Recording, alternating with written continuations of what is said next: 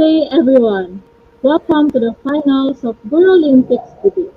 For this session, I, Laylene Varela from Bachelor of Secondary Education, major in English, will be one of your hosts because I'm gonna have with me one of our resident hosts from the same program, second year, Miss Karen Arliza Mendoza. Hi, So, Karen. hello po, Ate Lay. So, good afternoon to our audiences. Good afternoon to our participants. And good afternoon, Miss Laylane again. So, good afternoon. As what Miss Laylane mentioned, I am one of your hosts for today's long-awaited event, the final round of this year's Gurolympics debate. I am excited just as you are right now. Kaya naman, patuloy lang po tayo mag-cheer sa ating debate teams na maglalaban para sa araw na ito.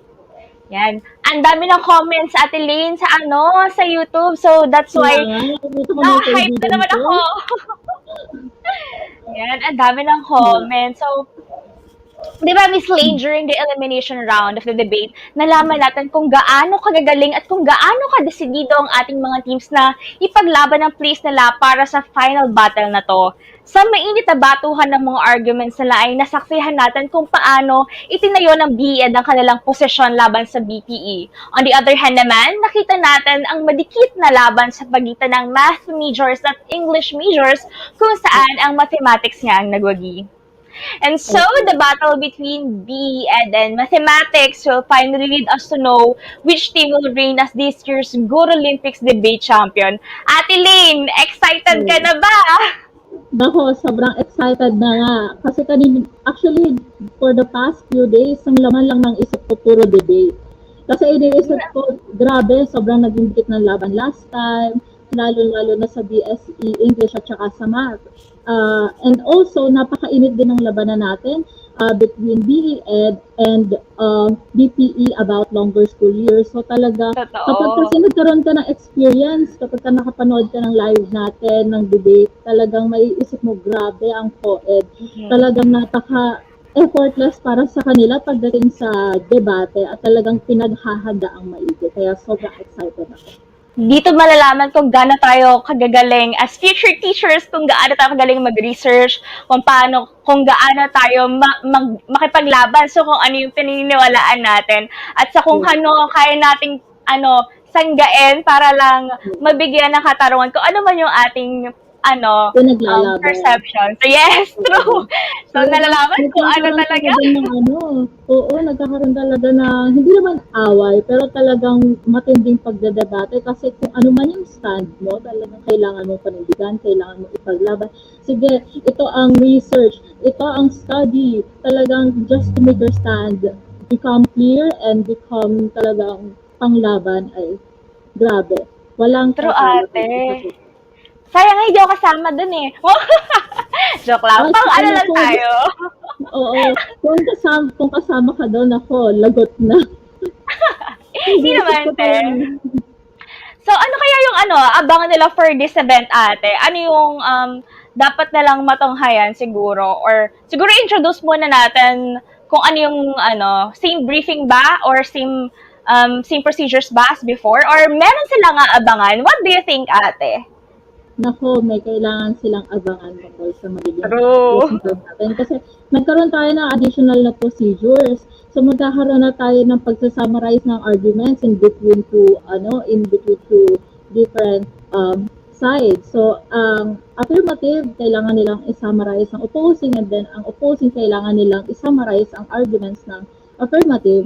At iko-contradict nila yung mga arguments na yun gamit ang mga studies o kaya researchers na nahanap nila. Kaya sobrang grabe, ang init na magiging labanan mamaya.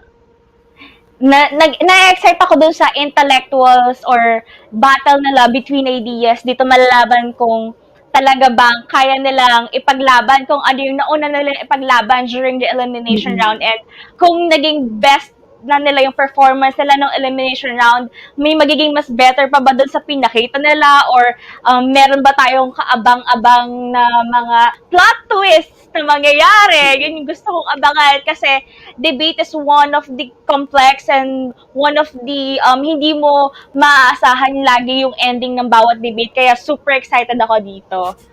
Yun. Oo, sobra. Talagang Ay, wala akong masabi pagdating talaga sa debate, lalo na co-ed. Kasi kahit before kami sa klase namin, we always had debate sessions sa Yes, klase ni Miss J. Kahit kaninong klase, Sir Milan Torres, talagang pagka sinabing debate, laban at laban talaga. true debate. So, ngayon magbasa tayo ng ilang comments. So meron na tayong loyal supporters from mathematics and from EED na talaga namang hindi nila pinalagpas ang final round na to. Ano yun? Parang naglaan talaga sila ng oras para Talagang sa araw na ito. Yan. maraming salamat sa inyo, audience, supporters ng bawat teams. Maraming Yes. salamat for cheering them up. Of course, keep on doing that para mas maramdaman ng ating mga participants yung love and also para mas maging motivated sila sa True. Ikaw ba, Ate Lailin, Lailin, sino ba yung naka-battle mo or naka-debate mo before nung sa nasa classroom lang kayo during sa class? Okay, before kasi, grade 12 ako noon, I think, nagkaroon din Oo. kami ng debate. Kahit na ano naman year level, nagkakaroon ng debate, naka-debate ko yung mga klase ko. Yeah. Talagang, ang mainit noon, ang naging labanan din namin nun, tungkol sa education, is it a privilege or a right? So talaga, and I had the side, I had to battle, or should I say, I had to defend that education is a privilege. Kasi it was given to us. Yes. It was the topic that was given to us, the side. Kaya whatever is given to you, you have to defend it with all your might. How about you? Yes. What were your debate experiences before? Before I had debates during um when I was 'di ba ano po before I'm actually aware of, or actually one of the experiences ko po ng debate is the Oregon Oxford, kung saan may teams just like this.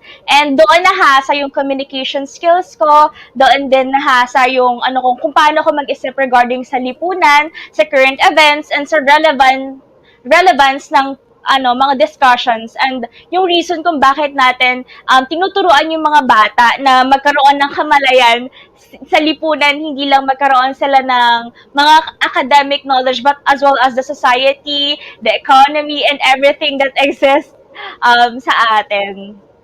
Oo, that's So, very true. Kasi marami ka talagang kailangan banggain pagdating sa pagdedebate, hindi lang tungkol sa isang aspect, pero sa iba't ibang aspeto ng society. yes. So, Ate Lynn, for this session, sino ko ba ang ating magiging host? Or sino ba ang ating magiging, tayo pala yung host? Sino ba ang ating magiging judge for this debate, for this final round? So for this afternoon session, just like last elimination round, we will still be having Miss Isa Jonas Adahar as our judge, and she is currently watching right now on YouTube. So thank you very much again, Miss Adahar, for gracing our invitation.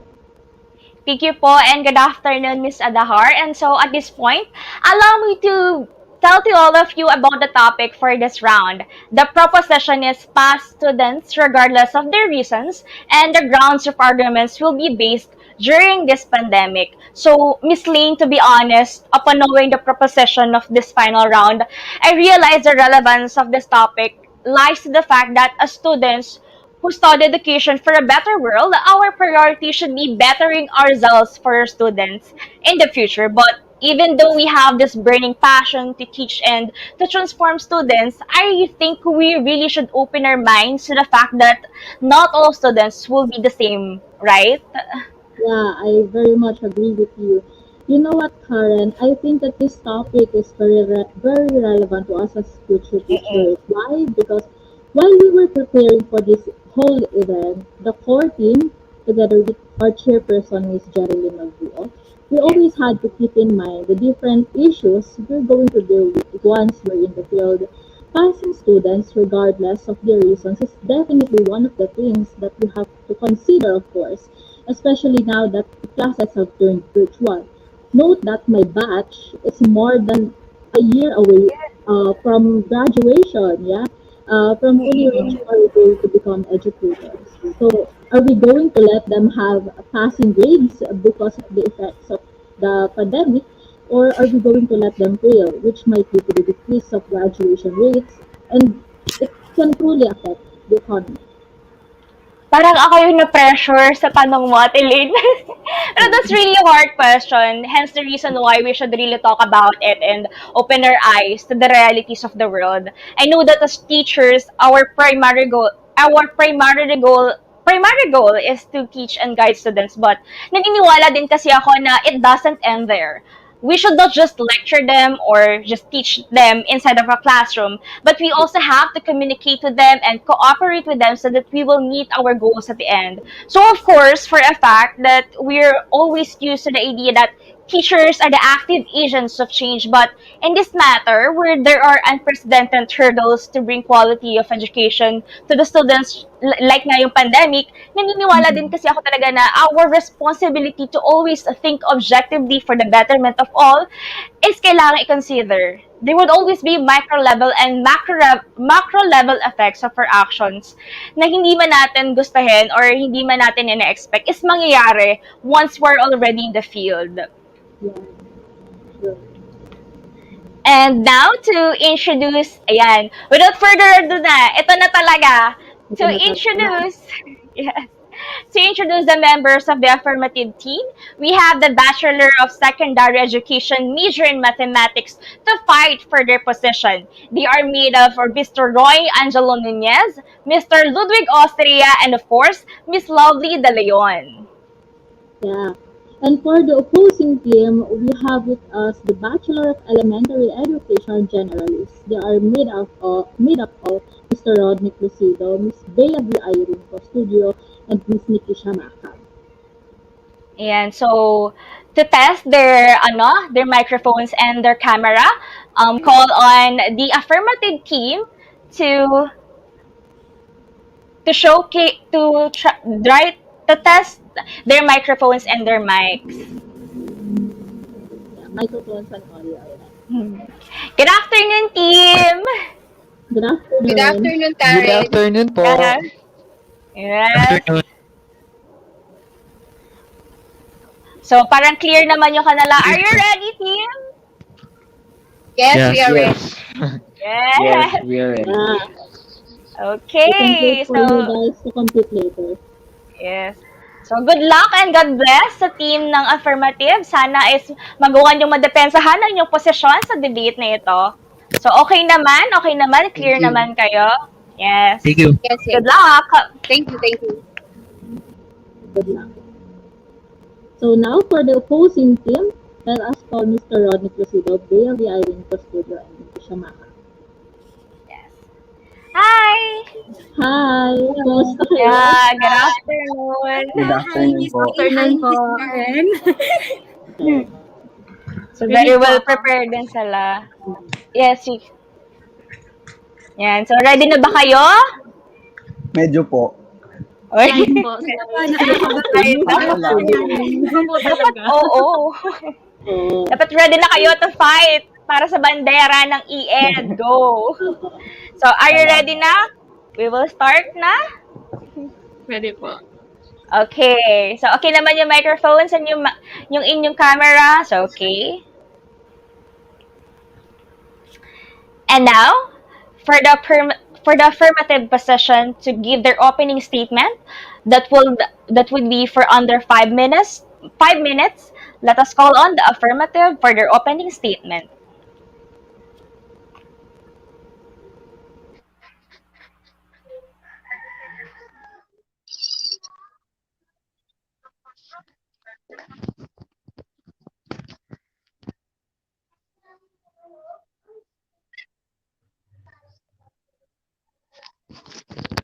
So good day everyone. We are the BSE Math representatives given by the topic pass or fail the students regardless of the reason amidst pandemic. We will prove and defend our stand, being in the affirmative side, that passing the students is the better choice than the other one. As we experience the effects of the pandemic, students have faced different challenges in adapting and processing the changes in education. It caused them emotional and psychological effects like stress, anxiety, and depression. Giving the students a passing grade enables them to have one chances for moving forward because we believe that as teachers, it is our duty to help the students build their dreams and should not be a hindrance to their success.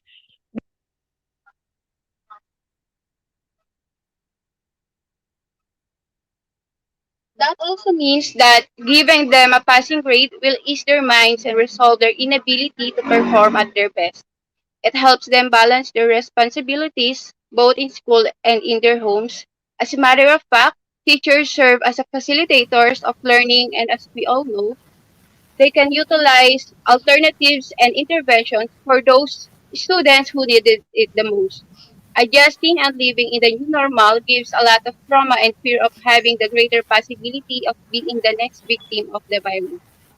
Given that the cases are growing exponentially day by day, moreover, learning should not add more stress to students. Instead, it must help them be prepared for their future and reaching their fullest potential as lifelong learners.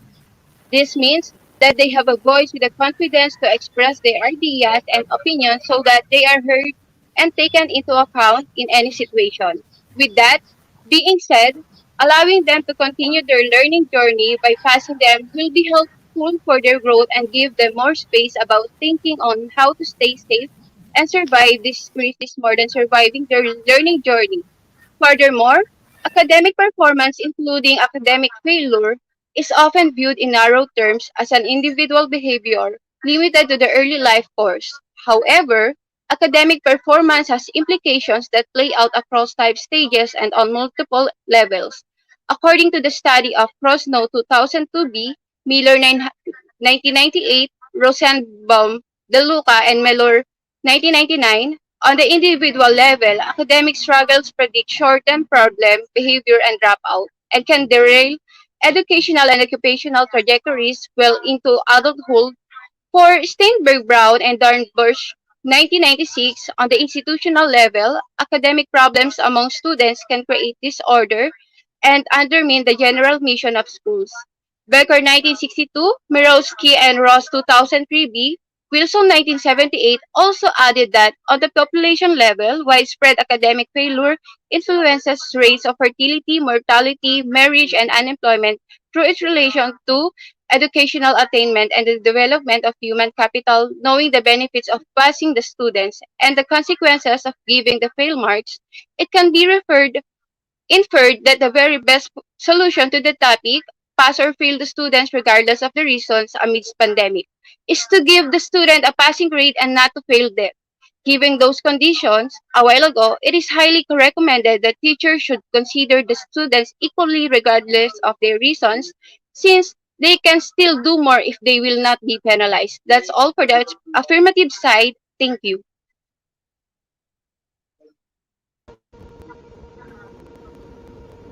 Thank you so much, affirmative. Now, to give their opening statement, which will also be under 5 minutes, let us call on the opposing side.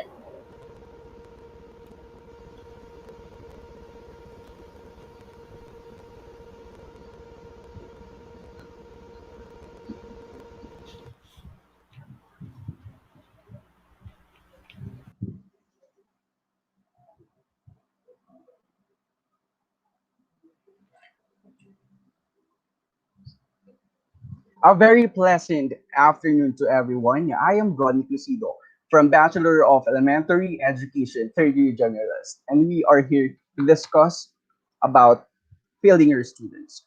Success is not final, failure is not fatal. It is your courage to continue that counts by Winston Churchill. Responsibility over reasons. As a student and as a upcoming teacher, our group believes in the essence of validity, reliability, fairness, and unbiasedness. As a student, you are free to choose whether you're going to enroll yourself. If you ever do, you have your responsibility to study regardless of your reasons. If you take this responsibility, you are entitled to be responsible and accept what you deserve, whether a passing grade or a failing grade. School poster shows a smiling students, but that's not all there is. There are young couple dreaming of having a baby just because they think that would be cute to take care of something together, but we should never ignore the fact that babies are not like puppies.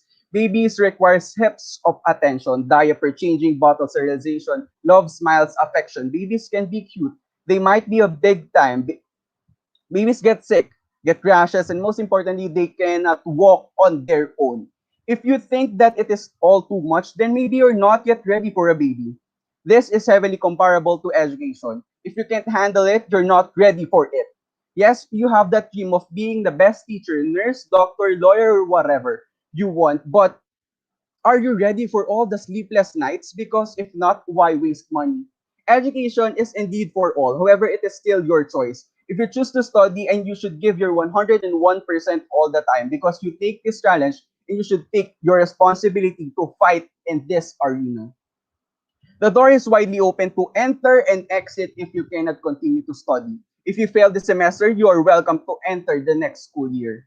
Teachers are not babysitters who will shelter their child just to please their parents. Teachers should prohibit the please ma'am, pautang ng grades, kailangan ko pumasa para sa scholarship ko syndrome. Because teachers are not saints. They are people tasked to teach and compute grades that just compute the scores of their students fairly and unbiased. Because as a teacher, you were entitled to demonstrate integrity, dignity, honesty, lawfulness, and fairness all the time. If you want to pass a subject, you should make an effort to pass it regardless of your reasons. It is stated in the Article 8, Section 1 of the Code of Ethics of Professional Teachers. A teacher has a right and duty to determine the academic marks and promotions of your learners, and the subject and grade you handles. So determination should be in accordance to the generally accepted and evaluation and measurement. In addition, Section 6 emphasizes that the teacher shall base the evaluation of learners' work only in the merit of quality performance. They should not accept any gifts, remunerations, and favors as dignity towards their profession. Should be live in exercising the utmost professional discretion to avoid scandal, gossip, and preferential treatment to the students. Hence, in philosophy, we can also secure utilitarianism or a wide range of thinking for the common good, as it leads its way for peace and justice. Utilitarianism is a concept wherein we should be aware that fairness should prevail. Will you be ethical and morally inspirational even if you pass those who are undeserving? Definitely not. If you pass as students with unlawful and unethical reasons, then you cannot be professional anymore. Maybe in the name of the profession, you will be still called ma'am and sir. But according to your oath, you have failed. Remember, Martin Luther King Jr. quoted, "The function of education, therefore, is to teach one to think intensively and to think critically. But education which stops to efficiency may prove the greatest menace to society. The most dangerous criminals may be the man gifted with reasons but with no morals." Mental problem. Students should ask first, are all my submissions and performances attain the standards of the course or the subject? Nagkulang ba ako? Am I worthy of passing? Ba't di kaya ang gawin ko yung weakness ko sa subject na to ay maging motivation ko? Kasi yung titingnan ko sa negatively habang buhay ko na lang dadalhin yun hanggang may work ako kahit kung wala man akong work dadalhin ko yun. Di ba mas magandang sabihin na we should strive harder at babawi ako? Ginawa lang naman ng teacher ko kung ano ang alam nilang nakakabuti para sa amin, which is to do their job, to compute what we deserve. Ginawa lang naman, ito bang depression na sinasabi ay And gawa time's up. I'm Time's up. sorry. We're very sorry. Opposing side, thank you very Yes. much for that. Thank you so much. First part pa lang ng ating debate, ang edit na agad. Parang ako yung natatense kanina habang nag-rule sila ng grounds nila ate. Ang ganda Grabe, ng opening nila both. Yeah. Okay, so now for the further arguments and rebuttal for 4 minutes, let us welcome again the affirmative side. Yes.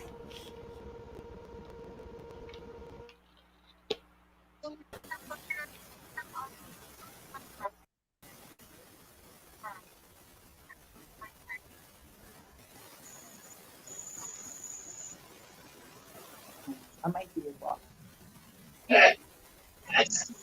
Yes, Kuya. So, okay, for our further arguments, we would like to add that it is the duty of the teachers to create interventions in order to achieve a greater good for the students to continue their journey. And as teachers, to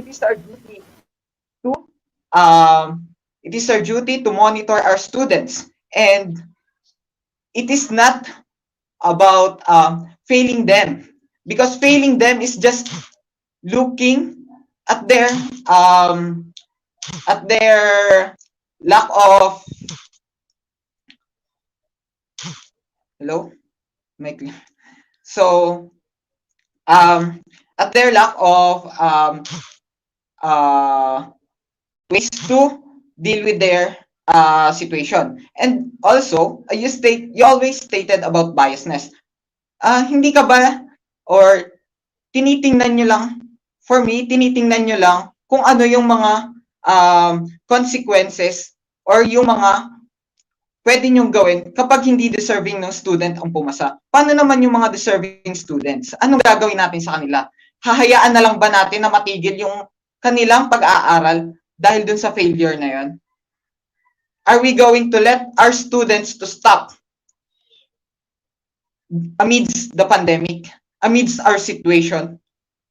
We don't need reason in order to pass or fail our students, especially at this time. Because for all we know, we all experience trauma, and the pandemic and the effect of pandemic that brought to us were too much, especially for the students. And it is the duty of the teachers for them to make interventions and do what they can in order to bring back the students who lost their way. So that's not for me. That's for me po.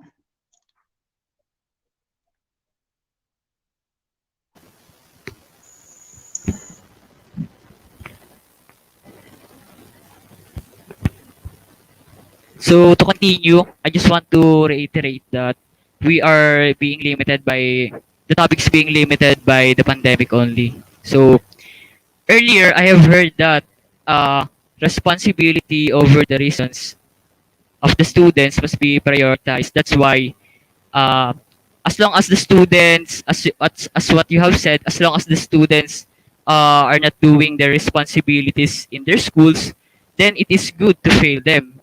But I think your arguments are not making any sense, because sa totoo lang, wala namang may dudulot na maganda kung i-fail mo ang students. Paano magagawa ng mga students na magawa ang responsibility nila? Baka nakakalimutan niyo po yung condition ng topic natin na amidst pandemic nga.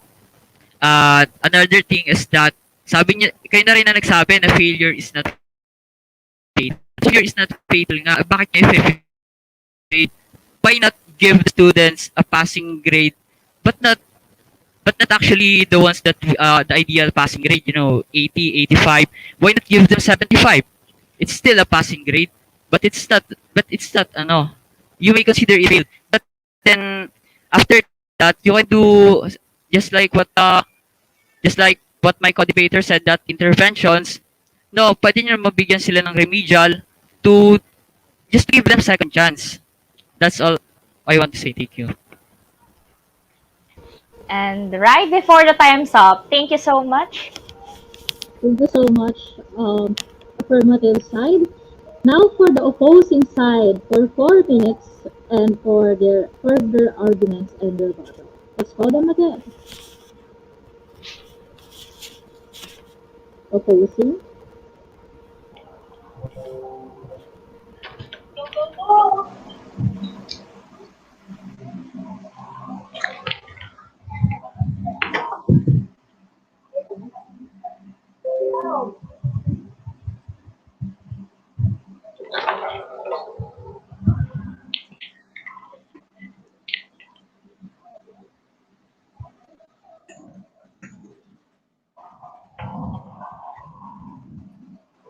So, based from your argument later, you said that naapektuhan yung mga emotional capabilities ng mga students and how can we able to adopt them. We should remember this. In fact, that one can be the reason why you feel is regardless of what the student's reason is to eliminate subjectivity. At the end of the day, the grades are based on the student's performance. It is the student's initiative, not the teacher's. It is the student's holistic approach. A teacher's performance may alter or may be a factor, but it's still the performance of the students. Apparently, when it comes to the emotional and depression, to share with you, the Philippines established to the school that they should comprehend guidance counseling every month po, according to the DepEd. So, even though this pandemic, there are different mental capabilities exercises, such as yung ginawa po natin ng isang linggo, to lessen this type of depression or any emotional disorders. So, shame on the statement about surviving this journey. Why? Because you are free to exit whenever you want.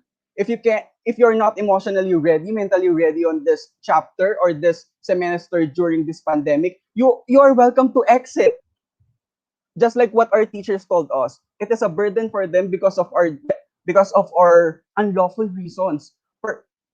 You are also saying about facilitating. So I don't think you're saying about facilitating. I think you're saying about tolerating them, tolerating their bad reasons, tolerating their unlawful reasons, tolerating them, and not giving yourself a dignity as a teacher. Nikki, additional? So, as what you have said, we are in the midst of the pandemic and failing them will be very bad, right? Pero, as from what I know, nag-adjust po ang curriculum natin. So you're not making the kids swim in flood water, 'di ba? Hindi mo sila pinapalangoy sa baha kasi nag-adjust yung curriculum natin.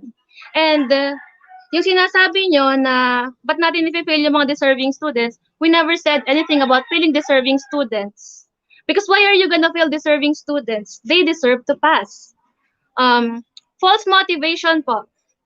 False motivation. Kapag pag ba ipinasa mo ang isang student na hindi naman niya deserve na pumasa, hindi naman niya deserve pumasa at ipinasa mo siya, where's that gonna take him or her? That is false motivation for me. Because as a teacher, isang pinakamalaking contribution na ibibigay mo sa pagbagsak ng estudyante ay ang pag-tolerate sa kanya.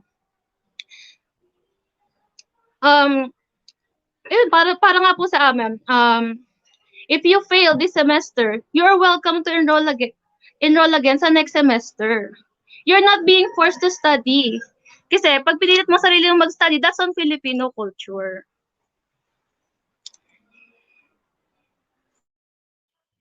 In addition, sabi nga kanina, we are more freely interact now in pandemic kasi mas maluwag po yung ating communication channel. In fact, ano ba talaga yung pinag-uusapan natin dito?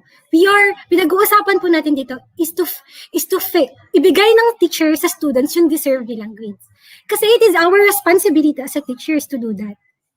And as teachers, dapat mag-live tayo to our dignity. Dapat marami pa tayong maituro na values kasi hindi lang naman knowledge skills yung tinuturo natin. So, that's what it be. Thank you very much, opposing side. Grabe. What do you think about that, Karen? I think they really have valid points and arguments that they have stated. I cannot tell who's gonna win in this round because I think they have both reasonable grounds and they defended their position well enough for this for the first part of our rebuttals. But of course, I know that it is not enough. It will never be enough for our audience that who wants more. And so, without any further ado, let's keep on to the next rebuttals. We would like to call on the affirmative position for their rebuttal without any adding new information for 3 minutes. Good luck, guys. Good luck, guys.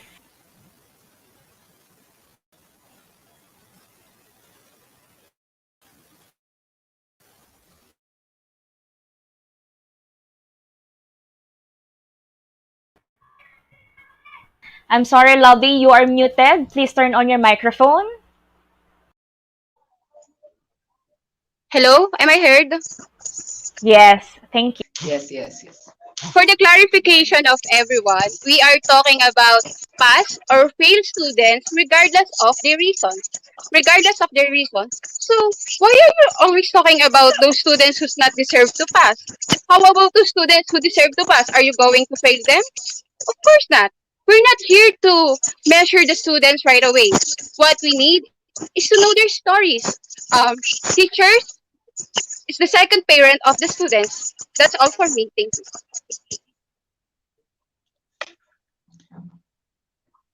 So, in addition to that, may I tell you that paano pa natin maayos ang mali kung ibabagsak na natin ang students? Paano natin maayos at paano natin magagawang i-motivate sila na mag-continue kung tatanggalin na natin sila sa academic. And also, paano natin bakit natin hahayaang mag-exit ang isang student?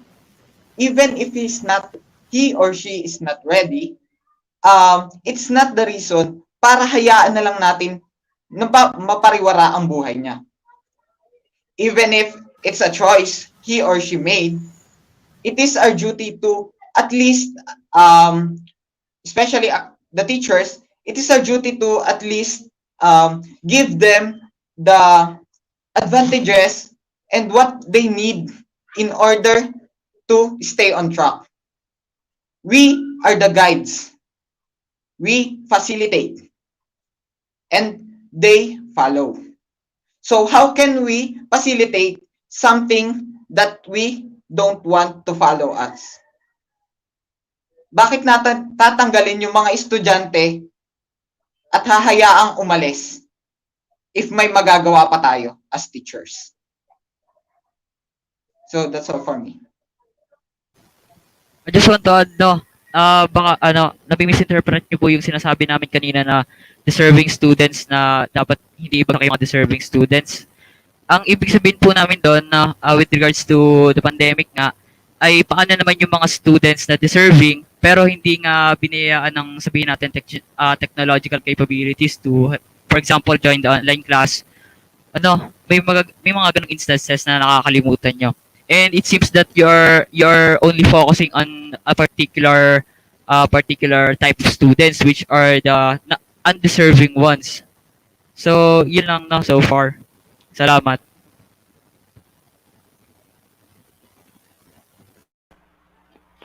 Thank you so much, affirmative position, for your rebuttals. And now to defend their arguments from their previous rebuttal, let us call on the opposing side for their rebuttal. Good luck, opposed. You have 3 minutes.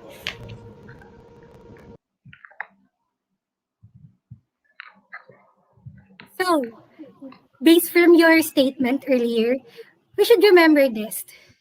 We got to the point back to the same reason why one should want to retake the subject, because user knowledge and learning are not just yet enough.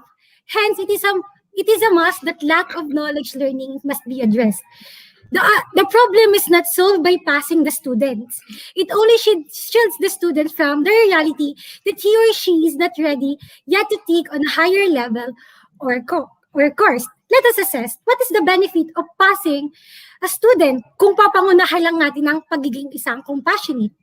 Do you know that being compassionate is not always right because it do not always promote the betterment of the students as the same it can be the subject to abuse. Being compassionate and considerate would also mean to implement what should be, and in the process making the reasons known to the students. To instill fairness and justice is to stand by to the established rules. Before you argue, lay down your premise that the rules and grading systems have been set prior to the start of the class, that the students are made aware and they know what to expect. It is therefore unfair to implement what has been set and may not prior to the class proper. So may tinatawag po tayong motivational theory that even though we fail, it can be our motivation po. So, Kuya Rodnick, any other information po? Thank you. Yes po. So, you said a while ago about second parenting towards our students, meaning to say, as a second parent, you should never tolerate your sons and daughter for the reasons because you should be professional enough. Like what we said earlier about the code of ethics of professional teacher, there are a set of rules and there are a set of standards to measure their intelligences. Meaning to say, as a teacher, we have this ethics na dapat nating sundin. Kumbaga, bilang isang guro, sinumpaan natin tungkulin na turuan sila at hindi i-tolerate yung mga maling mga reasons nila. Oo, nasa pandemic tayo at the DepEd already has their point of view given to make this school year beneficial for all of us, towards the deserving and towards dun sa mga hindi deserving students. Nikki, any addition? And I just wanna address that. What you said, nice is different from good. Your definition of compassion is very shallow. Yung sinasabi niyong compassion is maglalas lang siya for a certain period of time. Pero yung compassion na ibibigay namin nasa teacher kung hindi kita ipapasa nang dahil lang And naawa that's ko sa'yo. it. I'm sorry, but your time's up. Opposing side. What's an intense first part of our session for our final round, Miss Lane. I very much agree with you, Karen. Grabe, sobrang init. Kaya, let us now have an 8-minute recess for our both teams to have themselves prepared again for the next part. Ayan, so hinga-hinga muna tayo, both teams. So, aralin nyo ulit kung ano yung grounds nyo and yung arguments nyo. And you have the time to rethink of what you have just stated a while ago.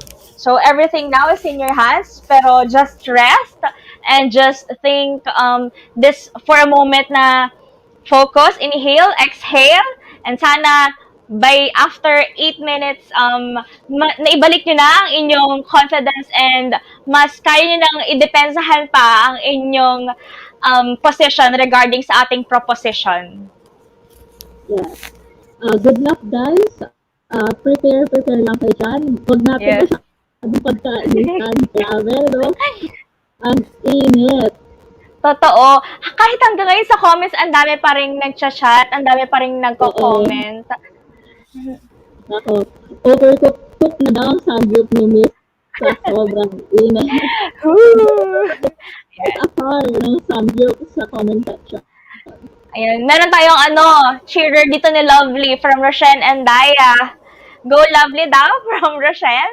Lovely. So yan, maraming nag-cheer sa inyo, maraming sumusupport sa inyo. Huwag kayong kabahan. Just focus on what you're fighting. Yes. Sa dami nilang grounds na sinabi, yung arguments nila very timely and very relevant to what we're talking about right now. Kasi hindi madali or hindi ganon kagaan ang topic na pinagdidiskusyon na natin. It's about passing or failing students regardless of reasons. As teachers, of course, they talked about being compassionate. And a part of our responsibility as teachers is not just to teach but also to be, compassionate and understanding of students. Sinabi ko to kanina na hindi lahat ng estudyante ay pare-parehas. They have their own strengths and weaknesses, 'di ba? So, imagine na parang sasabihin mo na you are going to fail or pass, you're going to fail a student, and regardless of what the reason that he or she would tell, how are you going to react as teacher, 'di ba? 'Di ba, Ate Lane, as teacher, 1 year na lang, official na. Iniisip ko rin yan, what if it will come a time, I mean, magkakaroon ng time na magiging torn ako in between those choices. Am I going to pass this student? Am I going to fail this? Alam mo yun, sobrang nakakakonsensya kung i-fail mo. But at the same time, nakakakonsensya nga rin naman if you're going to pass him kung wala siyang enough knowledge para magkaroon siya ng mas magandang future ahead of him or her. Yes, true. Dito natin malalaman kung paano tayo magiging subjective and objective at the same time as teachers. I know for a fact that grades are really play a significant part in a student development. Mahalaga yung grades, mahalaga para sa isang estudyante. Ako ngayon, during this pandemic, na mahalaga na pumasa ako this semester because this is the only thing that I've been holding of all the problems and of all the struggles that we are facing right now. To be a student na nakakapasa is already an achievement. So, how we're going to take away that opportunity to have this little enjoyment sa mga bata, di ba? Kaya feeling ko sobrang hirap para sa judge natin ngayon na pag-isipan at i-take or absorb lahat ng arguments na sinabi ng ating teams. Yeah. Tsaka kasi kapag once nagkaroon ka ng opportunity to have yourself educated, talagang dapat panindigan mo, kailangan dapat galingan mo. Kaso, ayun nga, paano nga naman kung marami challenges na kinikisang bata? That's going to be a very hard choice to choose. Kahit ako, I have a sister who's a teacher and she is currently having problems kasi syempre, ito rin yung iniisip niya lagi, should I fail this student or should I pass it for her? Kasi talaga napapag-usapan din namin. And sa susunod siguro, sa mga susunod na taon, it's going to be one of the problems we are going to face. Yes. So, feeling ko, this would be really challenging. Yun nga, tulad ng sabi ko kanina, very, very super challenging siya. And then, alam mo yun, na pandemic na hindi natin sure ang almost lahat ng nangyayari, diba? As teachers, the pressure is on them as educators, as facilitator of knowledge. Paano if feeling the student would reflect na parang it would take also a toll on teachers? Kasi in teachers' perspective naman na pag binagsa ko siya or baka pag pinasa ko siya nang hindi ko man lang siya nakakausap or nakakommunicate, would I be fair? Would I be objective or subjective on this part? Am I doing my job properly or effectively? 'Di ba parang sa usaping ito, parang in this matter, students are not just the ones who are affected. Aminin man natin o hindi, it really puts stress to us, to our educators who are maximizing their time and putting all of their efforts and resources just to teach the students and just to continue education during these trying times. Yes. So kanina nga, sorry, Karen, am I audible? I can hear you po. How about our audience? Is Miss Lane heard po? Can I be heard properly for that? But I think it's I read that I cannot be heard ng maayos daw. So I'm very sorry, guys. As always. Yeah, it happens. Technical problems. We're in a pandemic. Everything is virtual and online. Yeah. So kanina nakita ko habang nagdedebate yung mga participants natin, I saw Miss Magbuos comment, if you have a choice to be right or to be kind, what will you choose? So nagkaroon tayo ng mga sagot dito na from Miss Nina Loseño, to be kind, because at the end of the day, what matters most is how you treat others. But also, to be Yes. right, may mga nababasa rin tayo. Kasi di ba, syempre, sayang nga naman kung hindi nga Totoo. natin pipiliin ang pagiging tama. Pero ako, So, if guys, given the choice, sorry. I choose both. Wow. Both, pwede ka pwede ka pumili ng dalawang, choice. Joke. Grabe. Joke lang po. Joke. Okay. It's fine. Yes. And so, yun. Siguro tapos na yung 8 minutes ba, ate? Excited na ako sa magiging... Okay, last 30 seconds. Okay.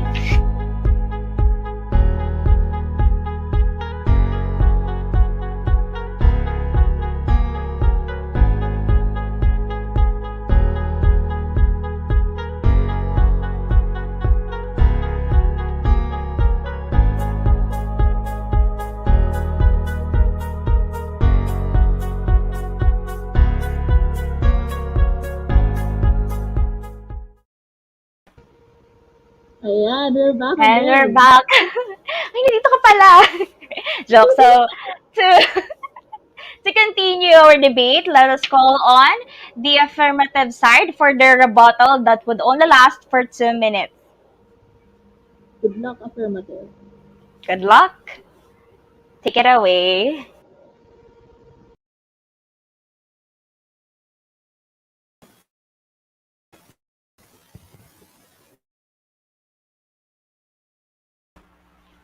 Lovely, again, you're muted. Please turn on your microphone.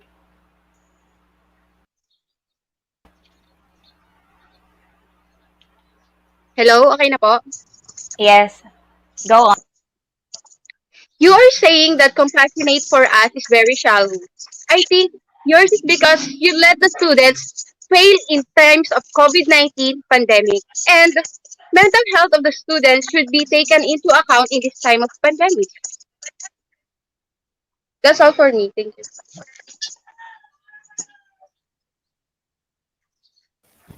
Hello. I just want to add no with regards to the definition your definition of being a teacher.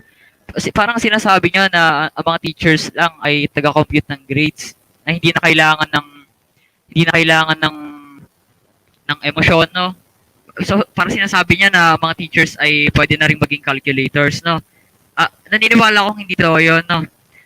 Dahil being a teacher is not just you must know how to compute grades. You must fail those who do not do their responsibilities. No, there's more than more than that. So another thing dun sa meron kayong argument na binanggitan niyo pa ng motivational theory. Which is sabi niyo yung failure niyo pwede niyo gawing motivation. So hindi siya totoo sa lahat, no? At pwedeng maging fatal ang kahihinatnan ng argument nyo. Dahil kung basta-basta na lang kayong magbibigay ng failing grade sa students, ay pwedeng mangyari yung nangyari last year na merong isang particular na time during ngayong pandemic na sobrang daming mga students ang nag-suicide. Sa online class yun, paano kaya pag binigyan nyo ng failing grade? Di ba mas malala yun? So, that's all. Thank you.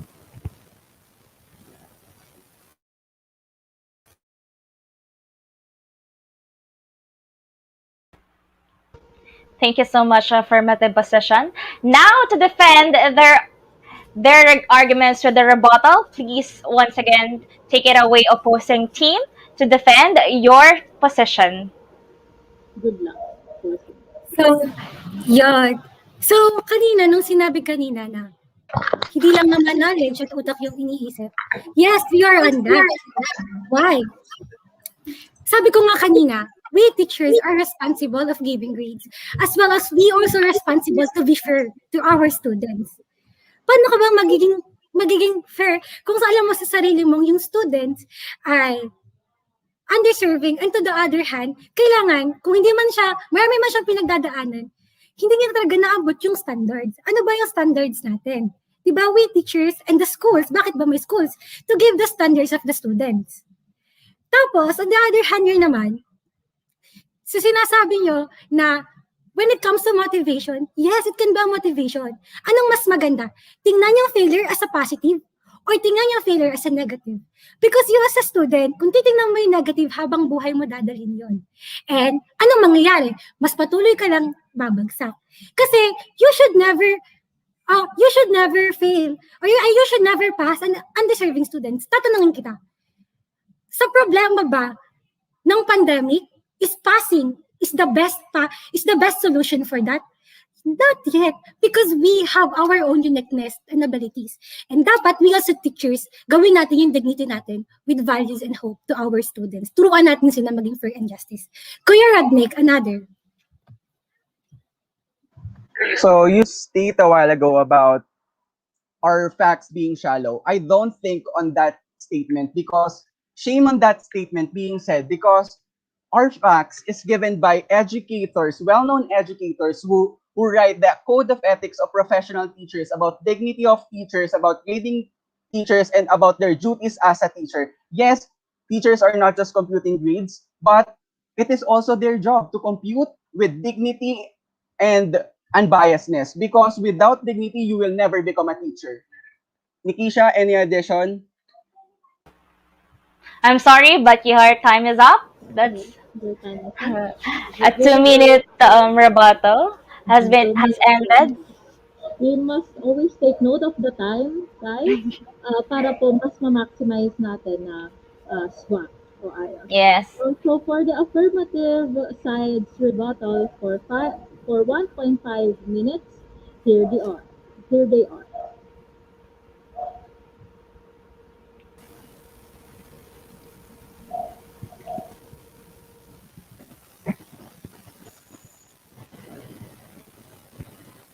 So, to start, ako muna, Kuya Roy.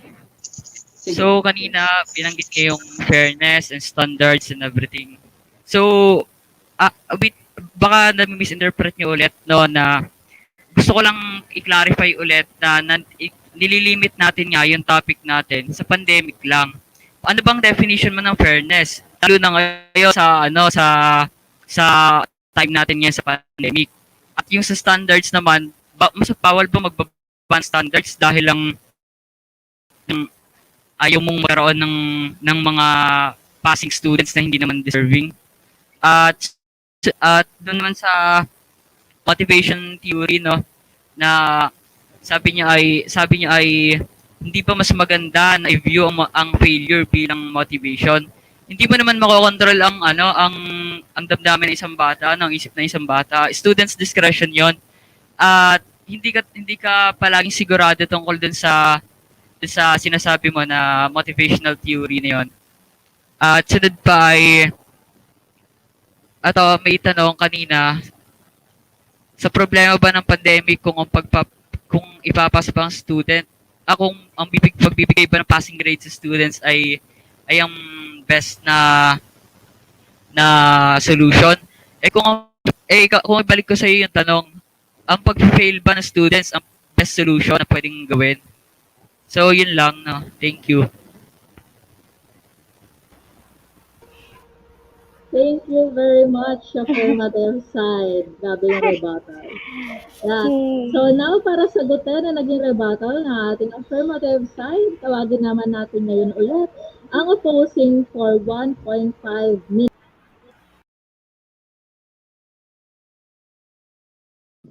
Okay po. Regarding po dun sa sinabi ni Miss Lovely, yung sinabi niyo po na ipinapasok natin, i-judge natin ng students sa standards ng F2F na classes, which is wrong. If you know MELCS, right, as I have said kanina, we're not letting the students swim in flood water kasi nag-adjust po ang ating curriculum. And I just wanna say this one. grades will be useless and honors will be meaningless kung magbibigay tayo ng grades na hindi naman deserve ng mga students natin. Dahil ang karunungan ay para sa lahat, ngunit wag mong kalilimutan na ito ay natatamo ng may puso lamang. Ate Bea, Kuya Rodnick. So, in addition po, gusto lang po namin sabihin na meron po tayong curriculum this pandemic, which is what we call most essential learning competencies. So, when we say MELCs, it is based on the curriculum para sa pandemic. So, yun naman pala, binis naman pala sa pandemic. And so, yun yung nakikita ng Department of Education na magiging pinaka-best design. And to the point na kung dapat bang i-fail ang students, yes, kung undeserving sila. Kasi we should live with our dignity as a teachers and we are responsible to do that. Okay, Kuya Radnik, another? So just like what they have said earlier about failing our students, hindi mo sila ipe-fail kung deserving sila. Kung deserve nilang ma-fail, ipe-fail sila. Kasi that's your dignity as a teacher and that's your oath as a teacher. And also, paano kung yung estudyanteng pinasa mo ng engineering will... Tapos na? Yes, you're done. Your time is done. I'm so sorry. So, feeling ko kulang pa yung time nila, Ate Lane, for the rebuttals. Kulang ang Kulang. time. Pasensya na kayo. And so, we heard you guys, na kulang. Gusto nyo pa ng, na maituloy ang mainit na labanan nito. That's why, sa ating procedure, nagkaroon po tayo ng additional rebuttal na kung saan mabibigyan ng opportunity both teams to finally defend their position about their topic. Kung kanina nabigyan lang sila ng 2 minutes and 1.5 minutes to defend their position, now they're given 3 minutes for their final round, for the final rebuttal to defend and to lay down their arguments cohesively, effectively, and communicatively. And so, to defend their possession, let us please call on the affirmative possession for their final rebuttal.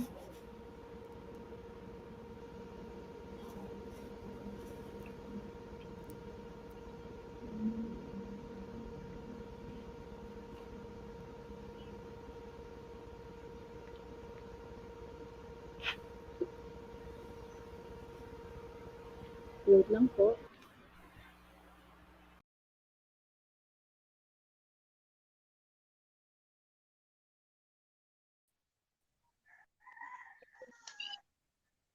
I will start. Tanong ko lang, ano ba yung sukatan nyo ng hindi deserving na student?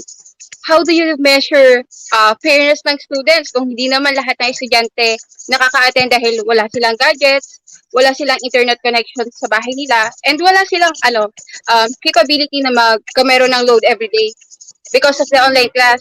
So, ang mga walang kapasidad na di maka-attend fully sa class, ngayon hindi na deserving. That's all for me.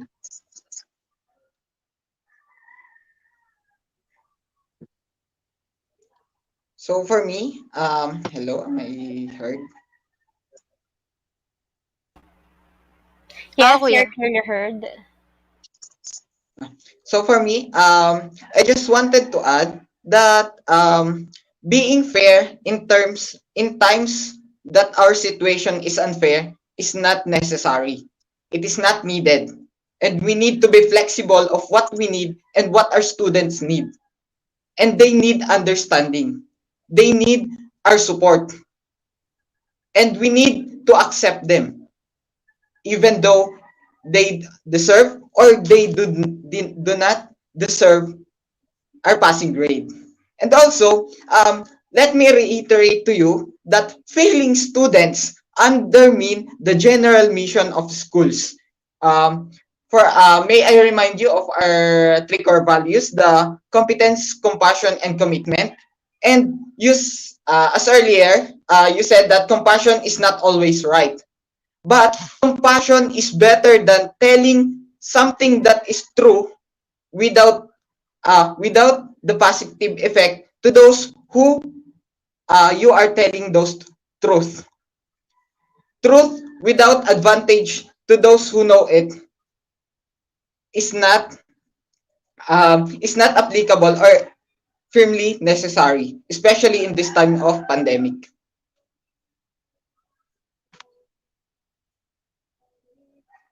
Yes, Ludwig.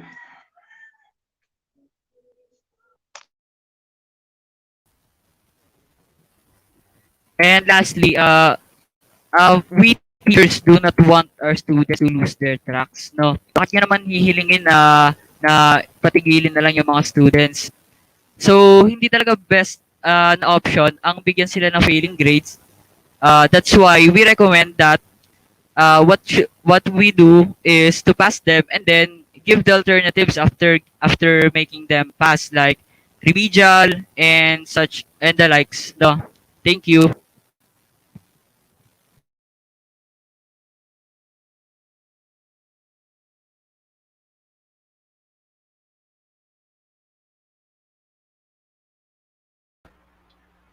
Thank you so much, affirmative position, for finally defending your your stand or position regarding our proposition.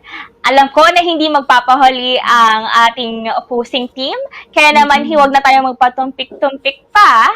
Tawagin na natin ang elementary education for their final rebuttal.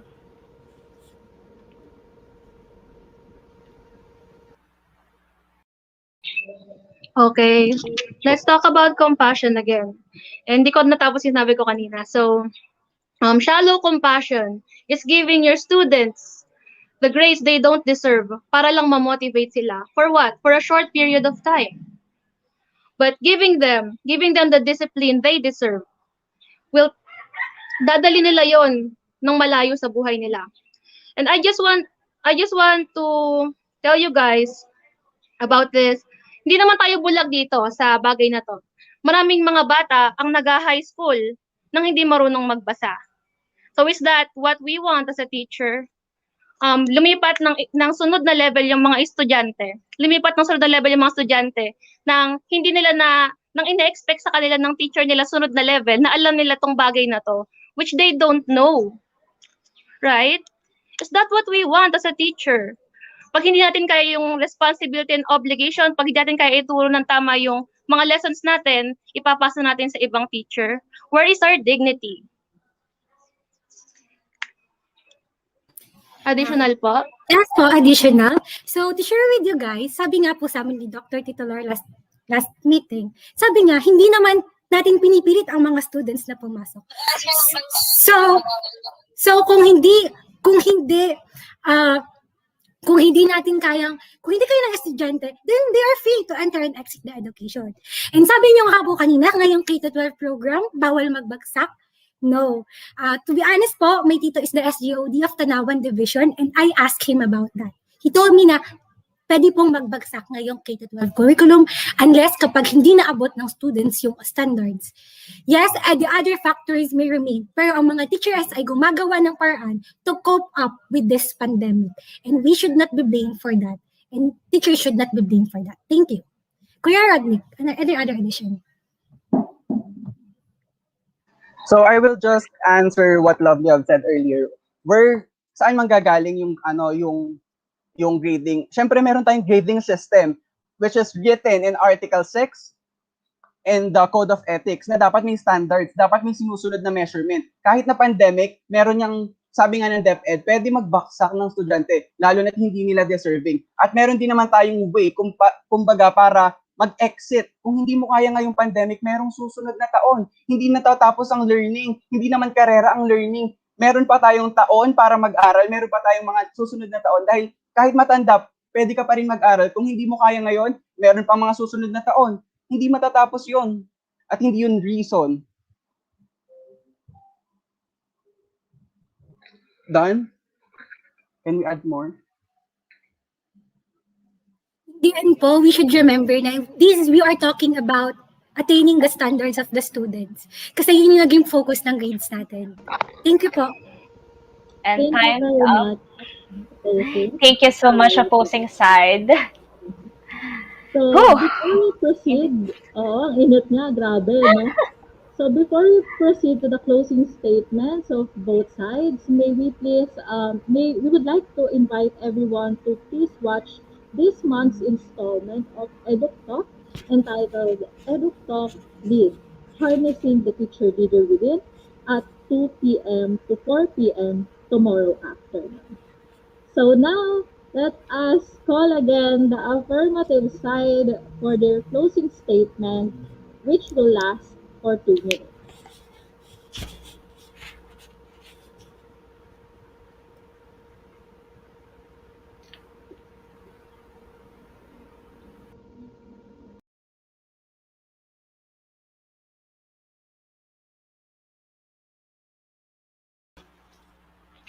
Lovely, you're muted again.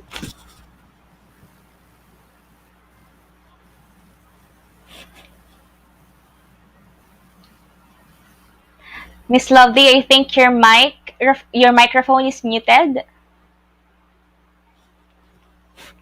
Okay na ba? Okay na? Yes. Yeah.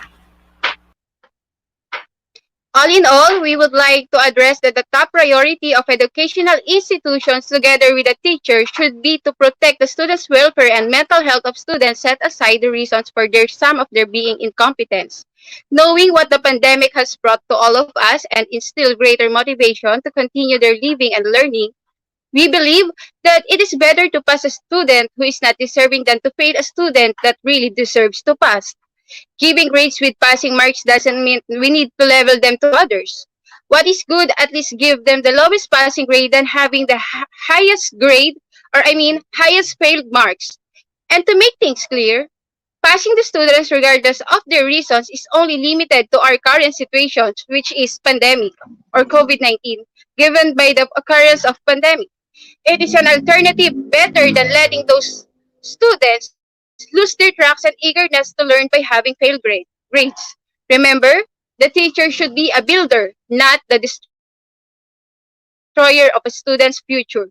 Passing students opens up new chances to cope up and move forward, but failing them will leave a mark that they will always remember. That would be all. Thank you.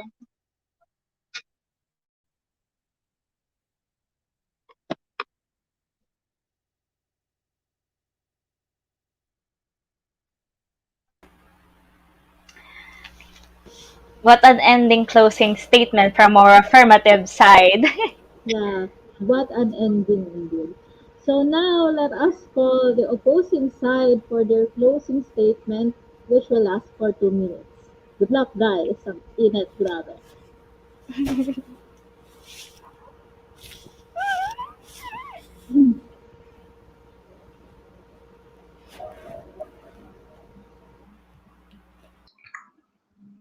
Again, before we close this statement, we just want to clarify that our focus is to pass or fail the students regardless of their reasons. And sabi niyo po kanina, we should fail the students na hindi undeserving. Mali, hindi po yun yung point namin kanina.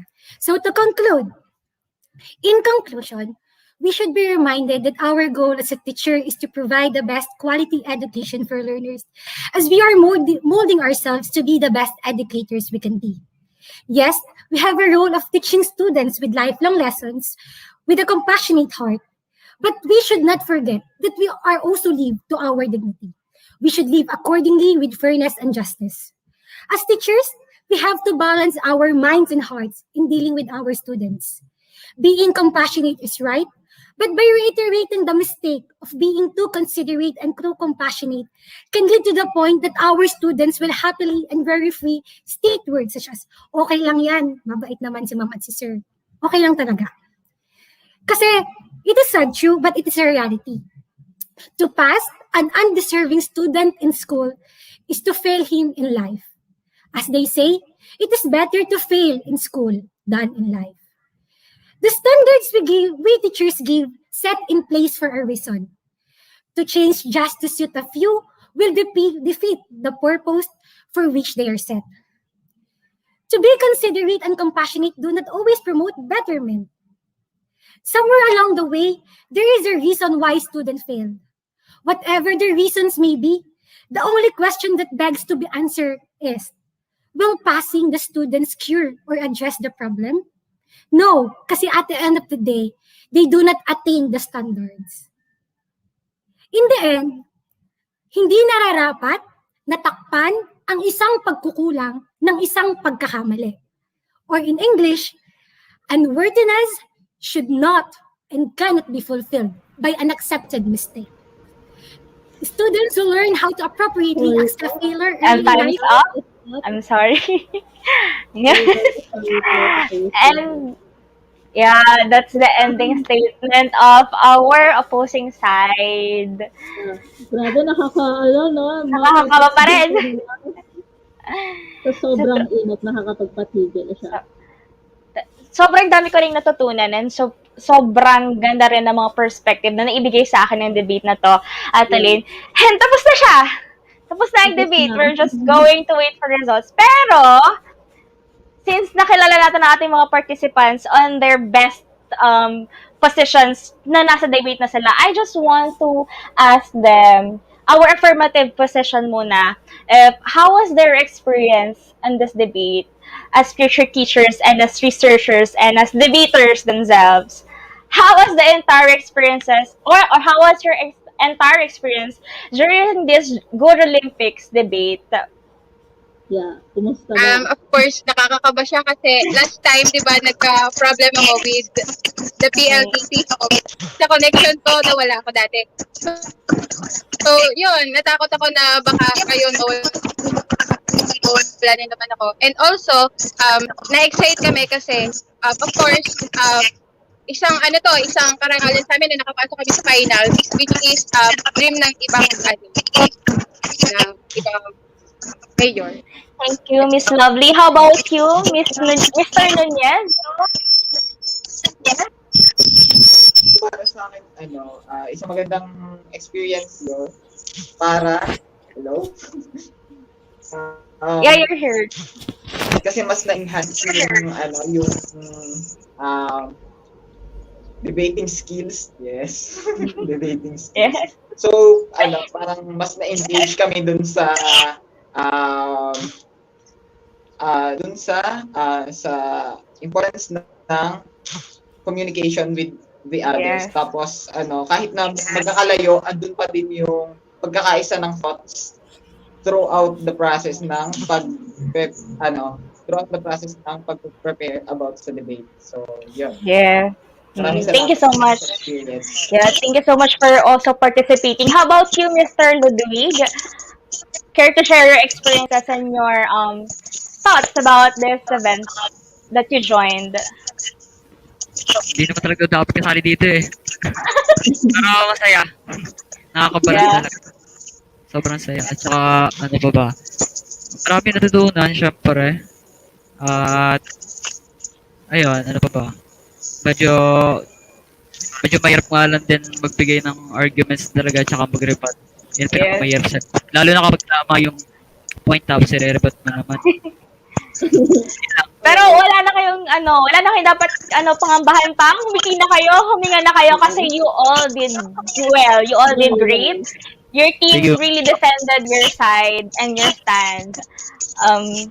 Yeah, thank you so much for participating. I am wishing you all the best and may God bless you. And yan, go Ludwig, hindi ka, sabi mo, nawala si Ludwig. Sorry. Yan, so sabi mo nga dapat hindi ka kasali. Pero nag-enjoy ka naman and that's what matters most. Yung nag-enjoy ka, nagkaroon ng camaraderie and sportsmanship between your members of the team. That's really what is Gurolympics is aiming for. To have this sense of camaraderie and sense of opportunity to have our students showcase their talents, skills, and knowledge.